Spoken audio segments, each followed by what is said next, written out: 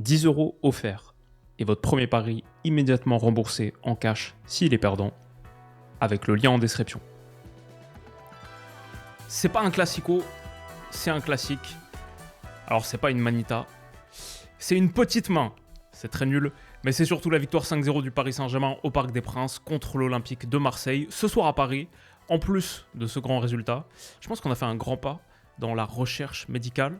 Je constatais depuis un certain temps un niveau d'amnésie généralisée sur le niveau du PSG et sur le niveau d'Ousmane Dembélé. Alors, oui, le combat contre les maladies de la mémoire ont progressé ce soir. C'est la plus grande victoire de l'histoire pour le Paris Saint-Germain dans un classique. Les commentateurs ont parlé d'efficacité retrouvée. C'est à moitié vrai, parce que Paris a eu un gros paquet d'occasions non converties aussi. Ils ont touché 5 fois les montants. Barcola première période, Doué seconde période, Barcola retour des vestiaires. Sur ce centre, ce coup franc, Kvara sur la barre.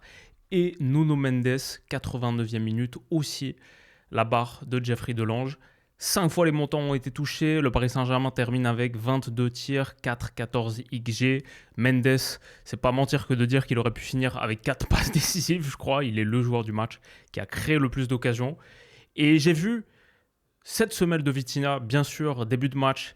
Il aurait pu être exclu là-dessus. Deux choses, la semelle, elle reste pas totalement sur le tibia de Balerdi et peut-être aussi qu'il y avait faute de Quinten Timber au départ de l'action sur Mayoulou. Malgré tout, je trouve qu'il s'en sort bien. Et peut-être le match aurait sans doute tourné un peu différemment à 10 contre 11.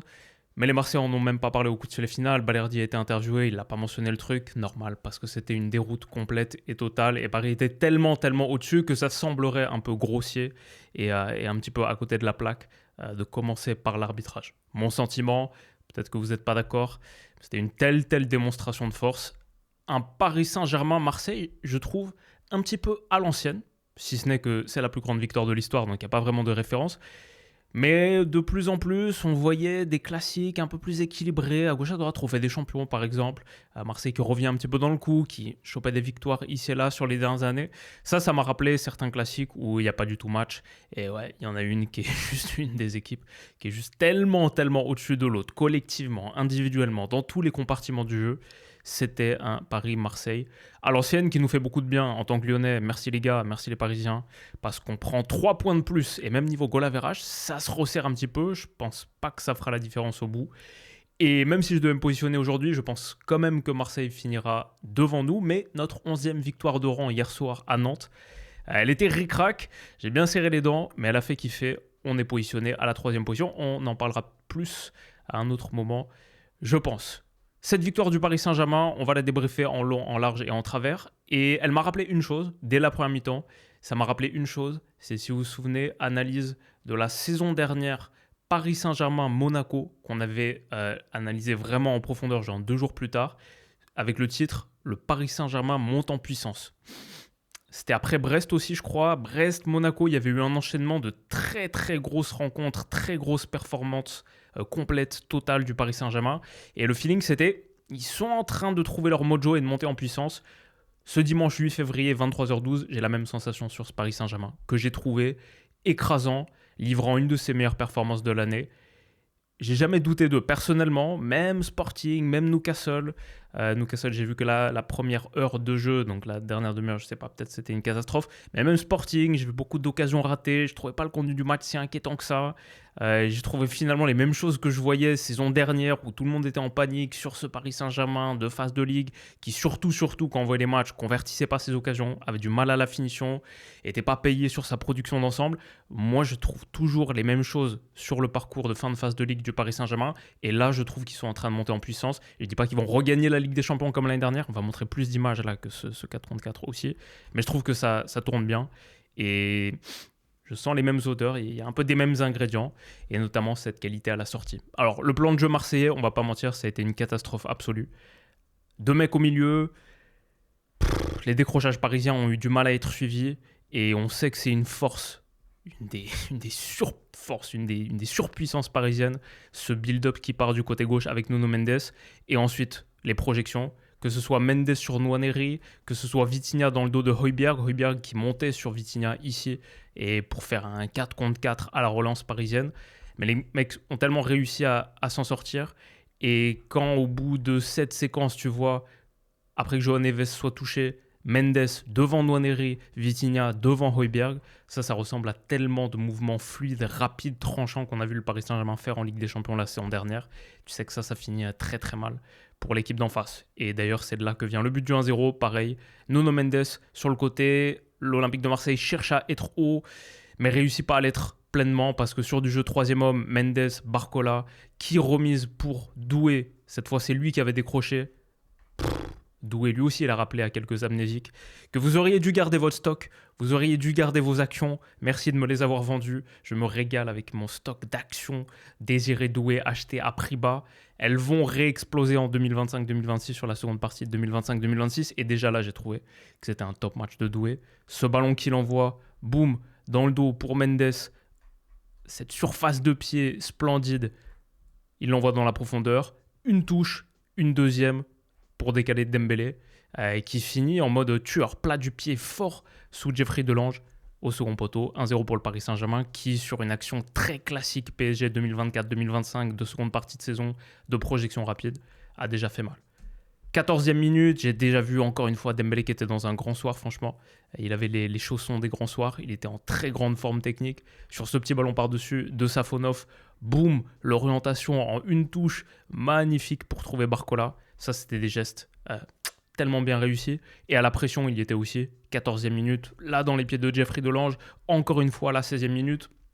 Bon, moi j'ai des comptes à régler parce qu'il y a quelques jours, j'ai mis Ousmane Dembélé numéro 1 de mes numéro 9. On a fait une vidéo de 2 heures avec Scipion où on a classé chacun, on a fait notre top 20 des avant-centres de la planète, etc. Et j'ai dit, moi, mon pick 1, si j'ai le pick 1, je pars avec Ousmane parce qu'en plus d'avoir toute sa qualité à la création, toute sa qualité dans le déplacement, et un mec qui fait les courses de pression continuellement, sans relâche, jusqu'à ce qu'il sorte du terrain, et ça permet de mettre des emprises sur des rencontres. Là, je trouvais que le Paris Saint-Germain a rien laissé à Marseille. Premier quart d'heure, t'es déjà en train de contraindre Jeffrey Delange à son deuxième dégagement un petit peu à la sauvette comme ça. Et le PSG ce PSG de Luis Enrique, a totalement mis le pied sur le ballon et s'est installé dans le camp marseillais.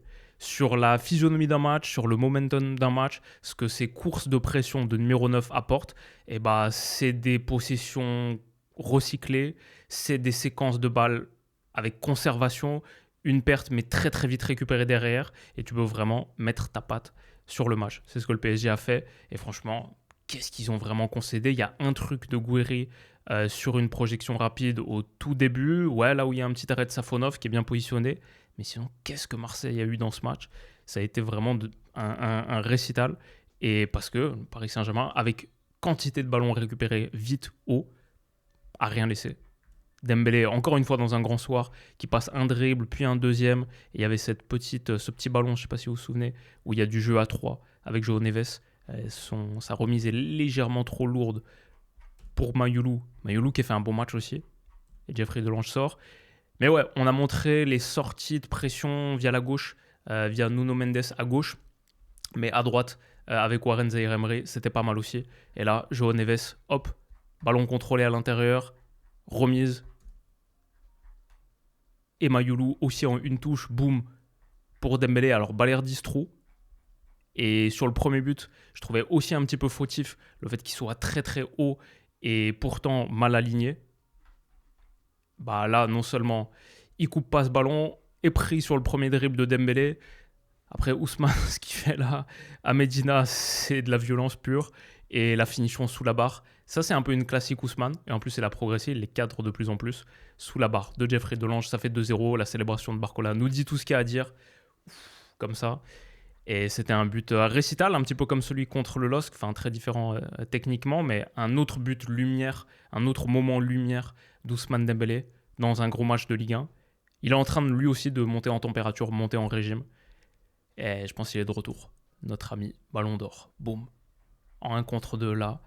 Ouais, c'est des gestes, c'est des séquences élites. Magnifique enchaînement. Et à partir de ce moment-là, tu sens que c'est grosso modo plié.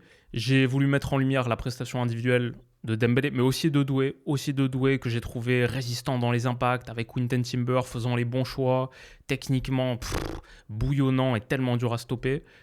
L'OM à la mi-temps sort Nwaneri pour faire entrer Pajao et remet Greenwood à droite. On a très peu parlé de l'OM et on va très peu parler de l'OM parce que je trouvais qu'ils étaient...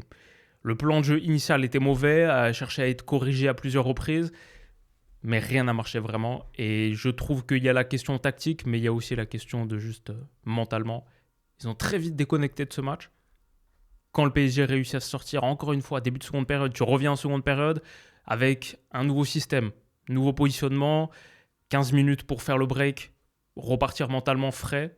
Ils reviennent et ils prennent 3 occasions en 5 minutes. Le retour de vestiaire des Marseillais est catastrophique. Et sur la phase haute, ils n'ont pas existé du tout. Doué en décrochage, pas suivi, qui peut accélérer face au jeu, transmettre à Barcola, c'est là qu'il y a l'occasion. Une méga occasion. Sortie de Jeffrey Delange, ça revient dans les pieds de João Neves, qui bombarde la 49e minute. Sur l'action d'après, 30 secondes après, Emerson s'est coupé par Zaïre Emery. Et ça donne ça de Désiré Doué, tellement critique, ce Doué qui est trop flashy, trop joueur, mais en vrai, c'est souvent pour être face au jeu, c'est souvent pour pouvoir avoir le but face à lui et être très très dur à aller chercher, parce qu'il peut te déséquilibrer et il peut se mettre face au but et te déséquilibrer, t'oses pas aller mordre, il est capable de transmettre des petits ballons extérieurs comme ça, pour Mayoulou dans le demi-espace, qui va lui remettre, et lui il est à 6 mètres là pour finir, et sa frappe touche le montant. C'est le 3e montant du PSG dans ce match, il y en aura 2 autres au bout. Et Greenwood a été une cata, même quand replacé à droite, son match individuellement. Absolument catastrophique, mais quel Marseille est-ce que tu ressors vraiment de cette rencontre? Pour le coup, Greenwood à Anfield, il était ressorti dans le marasme marseillais. Là, non. Donc, quand même, lui est pas là. Ça peut rien donner. Accélération de Nuno Mendes, Barcola Nuno en retrait pour Doué qui est un petit peu trop court, le centre peut-être un poil trop fort, ou peut-être que Doué peut un peu mieux sentir le truc. Mais ça aurait pu être encore une passe décisive pour Nuno Mendes. Ouais, grosso modo, tu sais que c'est fini. Il n'y a que 2-0, mais retour des vestiaires, Paris est dévastateur. Et pareil sur du jeu de progression comme ça, bas ou marseillais haut, le fait qu'il trouve Nuno qui trouve des passes comme ça, ce football liquide de Luis Enrique, Marseille n'a pas réussi à le stopper. Et ils étaient ici sur une forme de 4-4-2 haut, ok, boum, 6 joueurs sortis de l'action en une touche, une passe qui casse 2 lignes. Dembélé face au jeu, en plus Balerdi à la traîne sur la sortie, donc il peut se mettre face au jeu et envoyer Barcola dans la profondeur dans cet intervalle-là, dans le dos de Pavard. C'est un massacre absolu. Sur des choses comme ça, juste médiane, Vitinha pour Mayoulou dans la petite poche, et c'est encore une deuxième ligne cassée. Waouh, désastreux.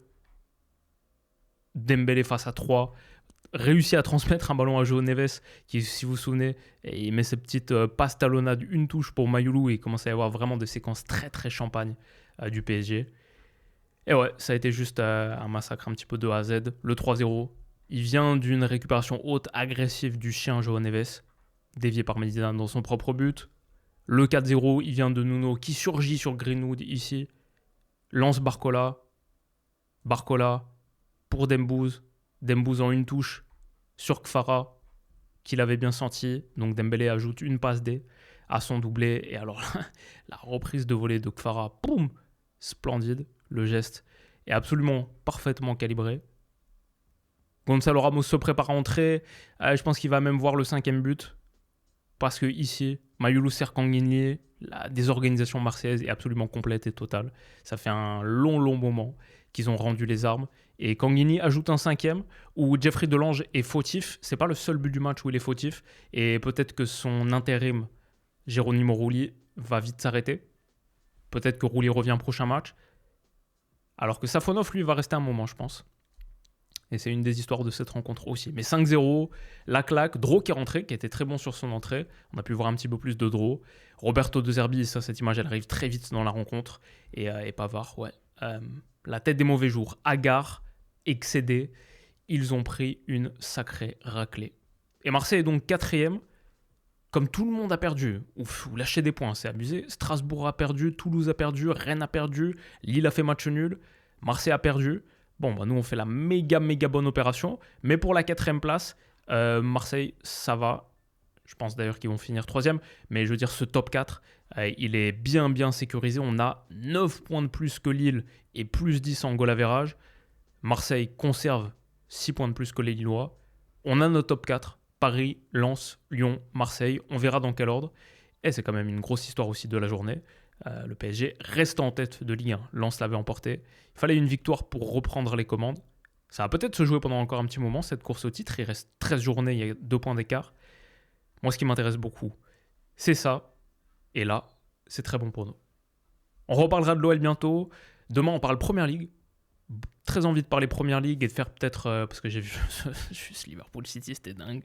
C'était incroyable. Malheureusement, j'étais juste devant ma télé et chill. Sinon, je vous aurais fait une vidéo directe. Mais du coup, demain, je pense, on se passe un peu le classement de Première Ligue, peut-être le top 6, top 8.